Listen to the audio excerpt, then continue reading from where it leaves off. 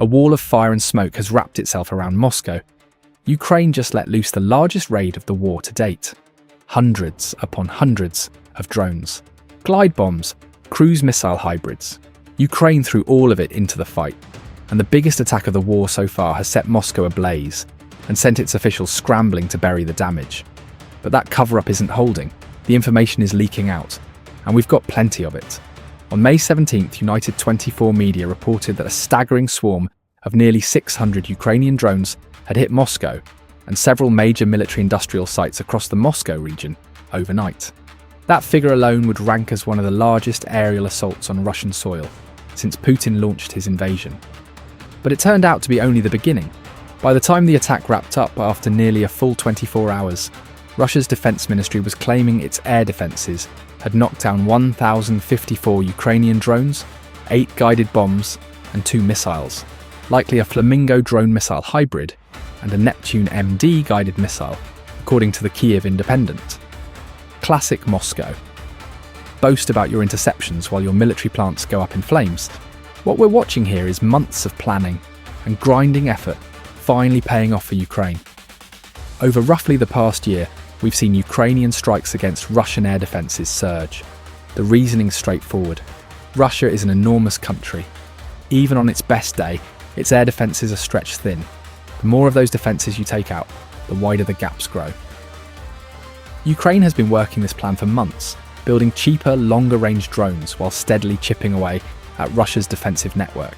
Oleksandr Kovalenko, a military observer with the Information Resistance Organization, told Ukrinform that Ukraine knew exactly what it was after from the start, and it has now reached the point where it can crack Russia's air defences wide open. As Kovalenko explains it, dismantling an enemy's air defence network isn't something accomplished in a week, a month, or even a year. Ukraine's forces, he says, began methodically wearing down Russian air defences as far back as 2022, mostly on the battlefield whenever the chance presented itself. Bit by bit, Ukraine's weapons have gotten better. Now they're turning Russia into what amounts to a blind empire. And that's not the whole story. Backing up one of the biggest strikes ever launched at Moscow were operatives on the ground who tossed a little extra grit into the eyes of Russia's air defences, helping to make the whole thing possible. Their work caught everyone, Putin most of all, completely flat-footed, and it points to a serious problem he'll have to solve if he wants to stop Ukraine from following this up with something just like it. A clever little trick made this enormous attack possible. Stick with us and we'll tell you exactly what it was. But first, the important stuff.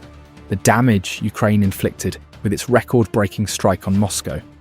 We'll start in Russia's Zelensky region. A bit over 30 kilometers northwest of central Moscow sits an industrial complex called Elma Zelensky, one of Russia's most important producers of electronics and microelectronics. These are the components that go into practically every modern weapon Russia fires at Ukraine, especially its missiles. And the technopark Ukraine struck reportedly hosts more than 150 companies specializing in electronics, measuring instruments, optical systems, sensors, and plenty more. Now the park is burning, Ukraine's drones did the work. Next, the Angstrom enterprise, also in Zelensky. This facility builds microprocessors, semiconductors, and microelectronics. You may be sensing a pattern. Ukraine appears to be going straight after the electronics plants that make Russia's long-range missile attacks possible. And remember, those same components also go into air defense missiles. Even while exploiting the gaps it has carved into Russian air defenses, Ukraine keeps one eye fixed on degrading them further. Ukraine is hacking away at the Russian tree, and Putin is watching as that final timber gets closer. According to The Guardian, the Security Service of Ukraine, the SBU, has claimed responsibility for this and most of the other strikes recorded in Moscow on May 17th. A fire was reported at the facility, and the SBU described Angstrom as a crucial piece of Russia's entire military-industrial complex because of its role in building modern weapons. A supply chain was shattered in Moscow, and there's still much more to cover. Also on Ukraine's list during the record-breaking assault was the Raduga Machine Building Design Bureau, per United 24 media. Located in Dubna, that enterprise builds missile systems, including the cruise missiles Putin has been using to attack Ukrainian civilians. Again, the puzzle pieces snap into place. First the components, then the missile makers themselves. Ukraine's defense ministry put out a pointed statement to announce these attacks, declaring that the war is returning to where it started, then adding a touch of mystery. That these facilities had once been guarded by a large number of air defense systems, but something strange had happened. Hold that thought. We know what that something strange was, and we'll get to it. Before that, there was plenty more on Ukraine's agenda as it brought hell to Moscow. Still in the Moscow Oblast, the Solnechnogorsk fuel loading station took drone hits. That facility is part of the country-spanning fuel pipeline network that moves gasoline and diesel both to Putin's forces on the front and to oil terminals, where it can be shipped abroad to keep money flowing into his war chest. Videos and photos from the scene show the damage. Flames climbing into the air, a thick blanket of smog filling the sky. Astra, long one of the most reliable Telegram channels for documenting what really happens when Ukrainian drones reach Russia, has the evidence. It geolocated the strike to confirm Ukraine had indeed hit Solnechnogorsk. We also see footage of the enormous plume of smoke rising from the loading station, including video that looks like it was shot by a passenger in a car who clearly took a risk filming it and getting it out. Moscow's anger toward whoever shot that clip is all but guaranteed. Astra's own video appears to show several large storage tanks engulfed in flames. All Putin can do is watch. More of his oil is burning. Another dent in the armour of the Russian war machine, and Ukraine still wasn't finished with Moscow. Sticking with oil, it couldn't resist another swing at Russia's refining capacity. SBU drones hit the Moscow oil refinery. Footage published once again by Astra shows the gutted shells of buildings inside the refinery and smoke pouring out. Accompanying video captures Russian air defences firing in the background before a large explosion rings out and the smoke climbs. The refinery, draped in anti-drone netting since October 2024, is one of the 10 largest in Russia. It processes 11 million tonnes of oil a year and supplies roughly 40% of the Moscow region's fuel needs. We don't need to explain why Ukraine struck it. We've said plenty about Ukraine's campaign against Russian oil before. Even then, there was more. According to the Kyiv Independent, Ukraine's drone strikes threw Moscow's airports into chaos. Nearly 100 flights were delayed or cancelled at Vnukovo airport, as authorities shut everything down out of fear of drones overhead. At Sheremetyevo, it was worse. Around 200 flights delayed or cancelled, and an extra reason for it beyond Vnukovo's. While Ukraine's drones appear to have had a target at Sheremetyevo itself. And just a day before news of the record-breaking assault broke, Ukrainian President Volodymyr Zelensky confirmed that Ukraine had destroyed a $40 million Beriev B E-200 amphibious aircraft in a strike on the Yeysk military airfield on the Azov Sea coast. Satellite imagery has confirmed that strike. Russia lost one of just 20 of these aircraft built since production began in 1998. It looks like Ukraine is targeting every form of Russian air power. Missile makers and the firms supplying their parts all went down in Moscow on May 17th. And Ukraine didn't stop there. For good measure, it hit a few targets beyond Moscow in a roaring campaign of payback for everything Russia has done in Ukraine. This is exactly the kind of thing we cover here at the Military Show. If you're getting insight and value from the channel, remember to subscribe for more of our coverage of Ukraine's latest and greatest strikes. While Moscow's air defences were struggling and failing to handle the overwhelming wave of drones, missiles and bombs heading for the Russian capital, Ukraine was quietly taking apart Russian equipment elsewhere. The Belbek air base in occupied Crimea was another overnight target. Russian officials haven't commented yet, United 24 media reports, but the SBU has. It confirmed heavy damage to Russia's air defences in Crimea. Among the losses, a Panzer S-2 air defence system, a hangar holding radar equipment Russia uses with its S-400 systems, an air traffic control tower, a ground-to-air data transmission point, and, to top it off, a control system and ground control station for Russia's medium-range Orion and four-post drones. This is sharp work by Ukraine. With Russia's attention pinned on the swarm over Moscow, the SBU went after still more of Putin's air defences in Crimea. We mentioned earlier that those stretched defences were the big reason Ukraine could pull off the Moscow attack. Now Putin faces the same dilemma Ukraine has forced on him again and again over the past few months. Send fresh air defence systems to Belbek and weaken Russia proper in the process, or keep them on the mainland and leave Crimea open to more strikes. Either way, he loses. which is exactly how Ukraine wants it. And there's one more bonus strike to mention. The commander of Ukraine's unmanned systems forces, Robert Brovdy, couldn't resist joining in. He confirmed that Ukrainian drones had flown nearly 1,000 kilometers to land a direct hit on a Russian patrol boat near the Kaspiysk area in Russia's Dagestan Republic, even as the swarm engulfed Moscow. Euromaidan press later confirmed the vessel was a Project 104, 10 Svetlyak, and noted it was the fourth Russian ship taken out by Ukrainian drones in May alone.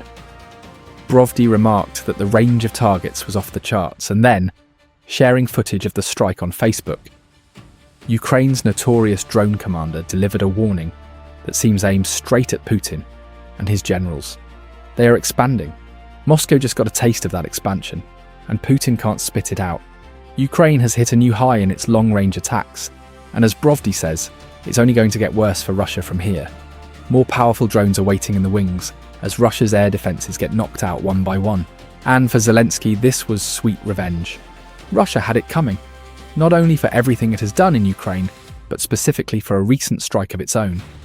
Zelensky declared that Ukrainian long-range capabilities had now reached the Moscow region and made the message to Russia plain. Their state must end its war. He framed the attack, which struck targets more than 500 kilometers from Ukraine's border with Russia, as a completely fair response. And he has a point. Just a day before Ukraine began pounding the Russian capital, Putin had hit Ukraine's capital, Kyiv. Only it wasn't military targets Russia struck, it was civilians. By the end of the massive May 15th strike on Kyiv, at least 24 civilians were dead, prompting a day of mourning in the city. Zelensky's logic was simple: a capital for a capital. The difference is that Ukraine didn't deliberately target civilians the way Russia did. Of course, anyone relying on Russia for their news would have no clue that the skies over Moscow are choked with smoke, as some of the most vital parts of the Russian war machine burn. By May 17th, Russia's Ministry of Defense was claiming to have destroyed 556 Ukrainian drones across several regions, Moscow included.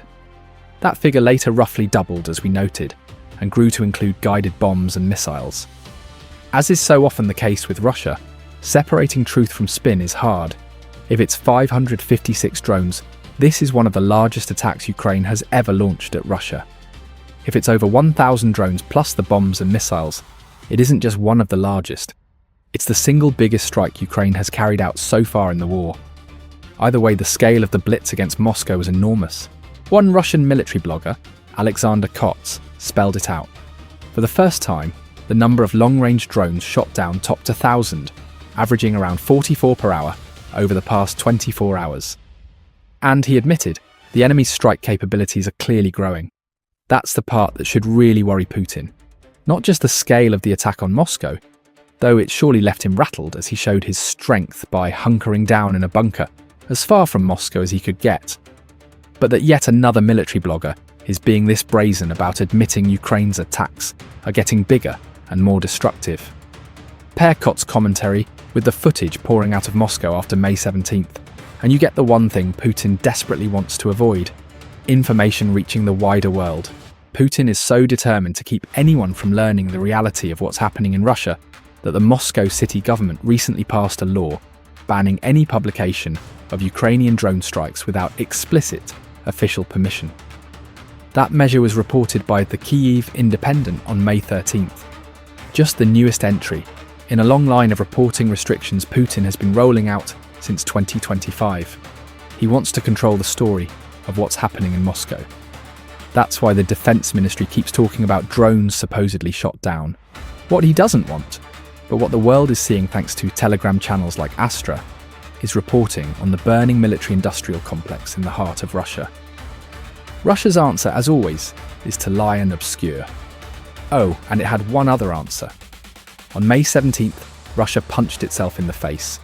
Footage emerged of a Russian air defense system, likely a Pantsir, losing one of its missiles. Only the target wasn't a Ukrainian drone. That missile slammed straight into a Moscow apartment building. So nicely done, Russia. It managed to neutralize a very dangerous residential block, while Ukraine's drones hit targets across the city. Now, back to that thing we flagged earlier. We told you Ukraine's campaign against Russian air defences set the stage for this Moscow attack. But there was a second factor in play, an X factor Putin never saw coming, one that left Moscow more exposed than ever. It wasn't only drone strikes degrading air defences that made May 17th possible. Operatives on the ground inside Moscow helped cripple the region's defences ahead of the attack. On May 17th, the partisan group Atesh posted a striking statement on Telegram, saying its agents had disrupted the operation of several communications towers in the Putilkovo, Kommunarka, and Domodedovo areas of the Moscow region.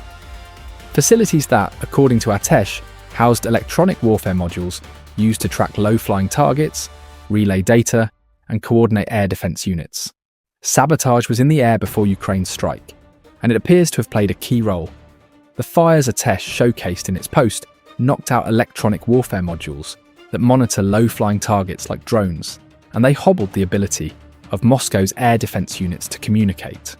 That was a generous handful of sand flung into Russian eyes just before Ukraine's largest strike ever, and it shows Putin he has far more to worry about than airstrikes. There are operatives on the ground inside Russia, and they're clearly coordinating with the SBU and Ukraine's military to make strikes on Moscow possible. Putin looks powerless against the Ukraine-aligned operatives inside his own country, and they struck at the perfect moment to leave Moscow more vulnerable than it has ever been. Moscow will try to rebuild. It will reinforce its air defences around the capital and replace the equipment Atesh destroyed, but doing so only thins out Russia's air defences somewhere else. And who knows, Atesh may already be operating elsewhere, waiting for the next opening to set the stage for another massive Ukrainian assault. Maybe this blend of sabotage and strikes is going to be Ukraine's winning formula from here on out. We'll have to wait and see. For now, Moscow burns, and Ukraine fights on. The curtain of smoke and fire wrapped around Russia's capital is a monument to the strength Ukraine has forged over more than 4 years of war. And inside Ukraine itself, Russia is feeling that strength firsthand. As Moscow burns, Ukraine's forces are taking the fight to Russia in the Donbass. The Russian spring offensive is faltering, and the ground war is shifting in ways Russia can't control. Find out more by watching our video, and if you enjoyed this one, remember to subscribe to The Military Show for more coverage of Ukraine's devastating strikes against Russia.